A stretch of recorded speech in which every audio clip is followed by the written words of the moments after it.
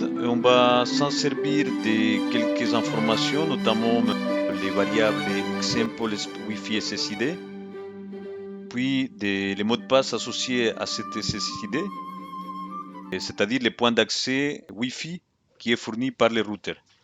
Et on peut éventuellement modifier si on a besoin de plus de retrait de connexion lors d'un échec. Les choses importantes de ce programme, là c'est le projet. À l'intérieur, il y a le répertoire main. Donc là se trouve les station example main.c. Donc c'est ce programme qui va implémenter l'ensemble des fonctions nécessaires pour commander notre sortie GPIO à distance. Donc là, il y a beaucoup de fonctions. C'est ce qui est important à retenir.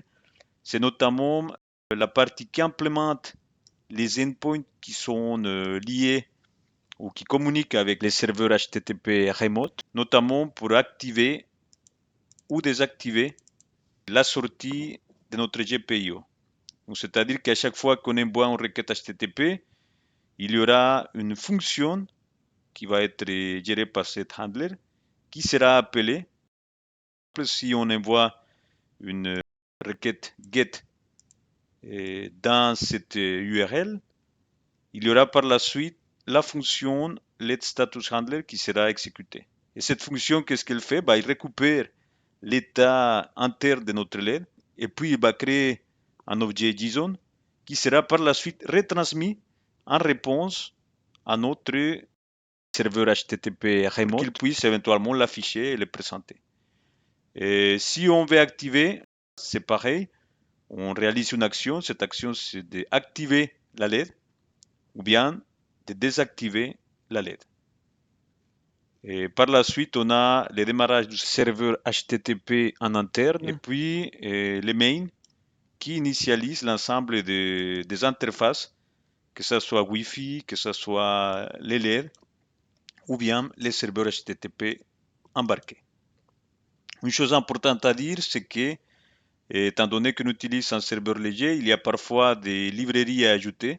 Donc ça, c'est le cas, notamment pour pouvoir s'en servir les différentes fonctions disponibles pour gérer les échanges HTTP. Donc on va passer à la compilation. On fait project clean station OKCCF. On va faire un clean pour prévenir s'il y a des fichiers corrompus ou bien plutôt pour partir sur une bonne base. Si vous avez des projets qui sont déjà ouverts, il faudra toujours faire clic droit et faire close project pour éviter des interférences. Et puis on va faire une build project. Là, il va commencer à créer notre projet, à le compiler. Donc une fois que le projet a été compilé, on va passer à l'exécution, c'est-à-dire les téléversements dans notre microcontrôleur. On fait launch in run mode et cela va permettre de transmettre notre code dans le microcontrôleur. S'il y a des fenêtres actives, il faudra les fermer, autrement il y aura un fail dans l'exécution. Là, c'est le cas, notamment parce qu'il utilise les ports série pour communiquer avec la carte. Il faudra simplement fermer la fenêtre shell, console qui communique avec l'SP32, et puis relancer notre téléversement. Et cette fois-ci, la communication s'est faite et l'écriture s'est faite de façon progressive jusqu'à 100%.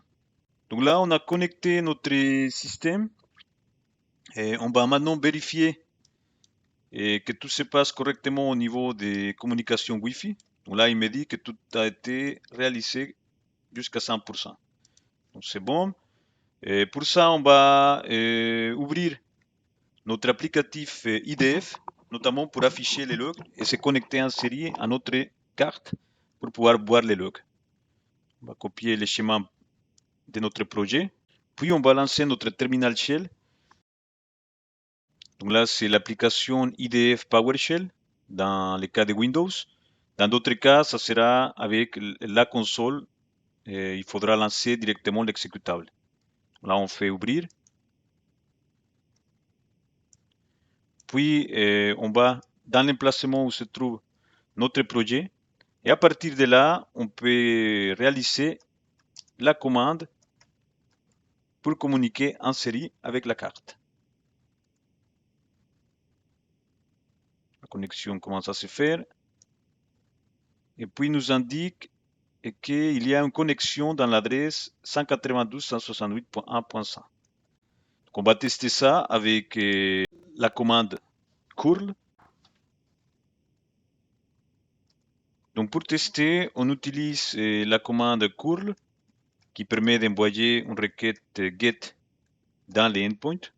On va mettre l'adresse IP 192.168.1.100 et LED on pour l'activer.